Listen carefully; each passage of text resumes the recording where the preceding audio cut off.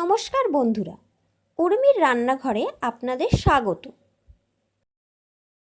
আজকে আমার রেসিপি ছোলে বা কালো চানা। রেসিপিটা তাহলে দেখে নেওয়া যাক।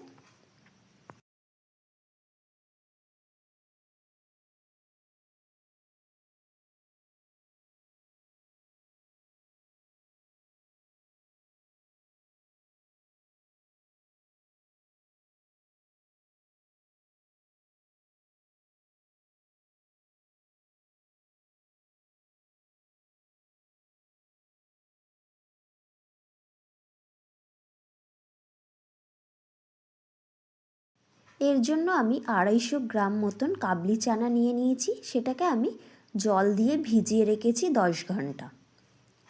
10 ঘন্টা পরে চানাগুলো ভিজে ফুলে উঠেছে। এবারে আমি নুন ও খাবার সোডা আর 2 চামচ চা পাতা দিয়ে এটাকে ভালো করে সিদ্ধ করে নেব।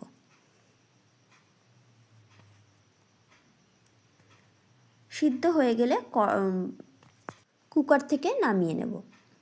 এবারে কড়াইতে আমি সর্ষের তেল দিয়ে দেব। সর্ষের তেল দিয়ে এর মধ্যে তেজপাতা, শুকনো লঙ্কা ও জিরে ফোড়ন দিয়ে দিলাম। ফোড়ন হয়ে গেলে 1/2 চামচ হলুদ গুঁড়ো, স্বাদ অনুযায়ী নুন দিয়ে দিলাম। নুন দিয়ে আমি এখানে অল্প একটু আলু ব্যবহার করব, সেই আলুটা দিয়ে দেব। আলুটাকে ভেজে নেব। ভাজতে ভাজতে আমি এর মধ্যে আদা কুচি, রসুন বাটা, লঙ্কা কুচি দিয়ে দেব। দিয়ে পেঁয়াজ কুচিও এর মধ্যে দিয়ে দেব। দিয়ে আলুর সাথে পেঁয়াজটাকে ভালো করে ভেজে নেব। এখানে আমি 3টে মিডিয়াম সাইজের পেঁয়াজ দিয়ে দিয়েছি।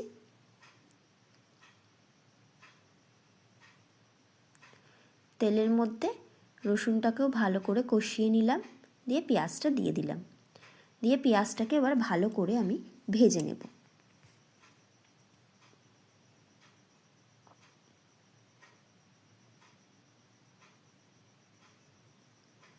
পেঁয়াজ ভাজতে ভাজতে আমি আবারও কিছু গুঁড়ো মশলা দিয়ে দেব। টমেটো বাটা দিয়ে দিলাম। এখানে 2 চামচ, স্বাদ অনুযায়ী নুন দিয়ে দিলাম। জিরে গুঁড়ো দিয়ে দিলাম। কাশ্মীরি লঙ্কার গুঁড়ো দিলাম। কসুরি মেথি দিলাম। দিয়ে ভালো করে কষিয়ে নিচ্ছি। ভালো করে কষানো হয়ে গেছে। গরম মশলা দিয়ে দিলাম, ধনে পাতা দিয়ে দিলাম। দিয়ে কালো চানাটা এর মধ্যে দিয়ে দিলাম। একটু ছোলে মশলা দিয়ে দিলাম। দিয়ে ভালো করে মশলার সাথে ছোলাটাকে মিশিয়ে নিচ্ছি।